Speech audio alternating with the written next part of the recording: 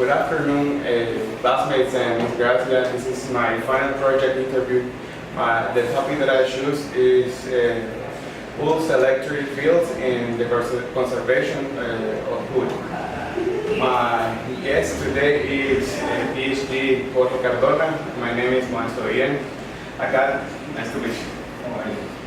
I got so many questions for you for my research. I found some information on books and papers and theses and in the internet, but I got other questions or problems that I didn't find in the internet. But first, let's talk about the introduction of the treatment. So, what can you say about an electric treatment? Okay, an electric treatment is an alternative to thermal processing, where you can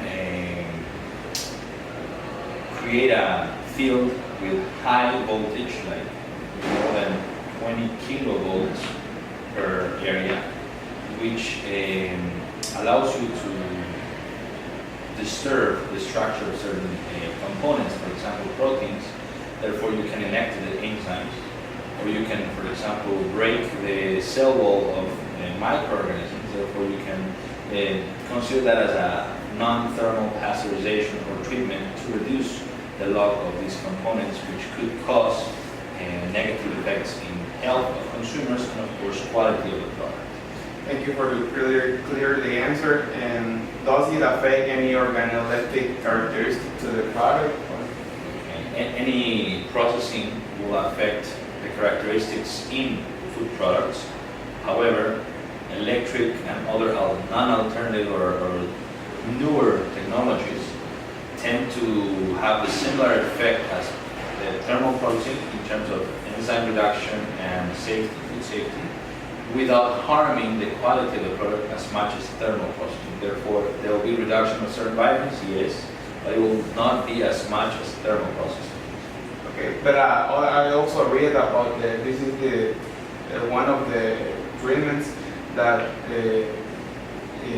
decrease the exchange of organoleptic characteristics, isn't it? Yes, there's in comparison to the thermal.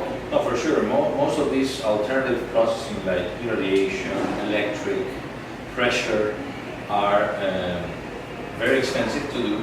However, they maintain the quality of the product compared to fresh. Therefore, the comparison to thermal is a plus because you maintain vitamins, you maintain freshness, you maintain certain characteristics in flavor, color that you may not maintain in thermal, but it has a price, right? I think another one, in which products this treatment is more effective? Well, we found in the research we've done before that the composition of the product has a direct effect on how the electricity goes through the product. Therefore, the more water you have in the product, the better. The machine we have here in Zamorano is specifically used for liquid products. We've seen, for example, products like mango, which has a lot of pulp, a lot of fiber, decreases the capacity of electricity going through the product. Therefore, you need more time and electricity to have a similar effect as if you have only water with microorganisms, for example. What kind of organism does it control? It depends, because it also depends on what the product is, what's its pH, the composition, and then you know what type of microorganisms you control. So you'll have to do trials with different microorganisms to see if they're resistant or non-resistant to certain shocks, electric shocks. But most of these components will not survive an extreme electric condition for a longer period of time. Which factors will you consider to apply an electric treatment here in Honduras?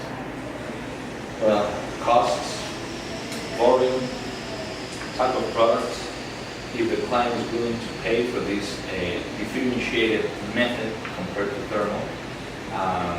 We're trying to do like a very simple pool where you can create electricity, maybe not as much as the machine we created, but if you get some sort of electricity, you can get like partial treatment. You can do that in combination with thermal, for example. Therefore, you do a preliminary electricity treatment and then reduce the time and temperature you can expose your product to. Therefore, you have a different sensory profile in these products. That's something you could try. Okay. And what kind of problems will be presented on the way to apply it? Well, don't touch the machinery while it's on, right? Because imagine if you touch a socket in your house and it's 110 volts, right? And that kicks you a little bit. Imagine if you do that with 24,000 volts, it could kill you. So you need to have certain precautions when you do these kind of things where there's no way you can touch metal while you're doing these things. Your machinery should be isolated in terms of, you can put certain rubber or things so you don't get in contact directly with the machine while it's on. But other than that, I wouldn't see any problems. How can the industry here in Honduras know about this method? I guess Zamorano can help out if people are interested in knowing alternatives to the product. And again, if you're going to do an alternative processing, there's got to be a client who's willing to pay for it. So I don't think it's only the industry who needs to know about this technology, also the clients. Because the technology could be implemented in the industry, but if the client does not appreciate the technology, they're not going to pay for that difference. So I think it's an overall term of education, both clients and processors. Okay. Will be the benefit of this method degrade the cost of conservation in long term? You will have to really analyze that case by case. For example, there are certain juices that are more expensive by its nature, and that might be one of the reasons you could use electricity, whereas maybe orange juice is very broadly consumed, very cheap to process. It might not pay this technique. So it depends on the product, depends on the capabilities of the processing, volume, clients, a lot of things to think about before you decide whether to change your machinery, equipment, and everything, and sell a product that is electrically fitted. In other cases, can rather than juice production, can we replace pasteurization instead of distillation? Well, again, if you have, for example, I know of certain high-value juices that are a mix of fruits and vegetables that are sold to specific markets where they value the amount of vitamin C and polyphenols and other nutrients in the product. You might be interested in changing thermal processing with electricity or pressure or a mixture of those in order to maintain as much as possible of the nutrients you had initially in the raw material. I read an article that said food is capable of transferring electricity because of the presence of several items, giving the product in question a certain degree of electrical conductivity. Which items are the food? Well, the first thing is you need water. Then salts also help and other components. But again, as I mentioned, there's other components that actually work as insulators, like fiber, fat. So the more of these components you have in the product, the less efficient is the product in terms of passing electricity through the product. So you have to keep all those things in mind when you do this process too, especially if you want to change it from thermal, because at the end of the day, what you want is food safety. It doesn't matter how you get that, thermal, electrical, irradiation, as long as you guarantee food safety, you can work on what technology you want to use.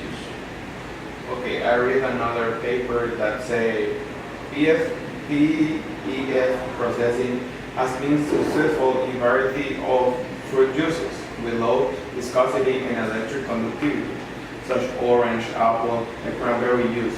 Recent studies reported more than 3 to 10 grams reduction in orange use. Why does it happen? Decrease the volume of the. You said that there's a reduction in volume of the product. I would say that normally in a processing you get some losses, but I don't know if that depends specifically on electricity, whereas that could be also observed in other treatments like thermal and That could be irradiation. mixed with. It's a mixture of what you lose in the product or in the process, normally, I don't see there's a reduction, or I have not seen any papers that actually suggest that the volume gets reduced significantly by using electricity. So if you have 100 liters, if you lose a couple of liters, might be just due to the transportation of the product, the changing equipment and things like that is normal, but not specifically due to electricity.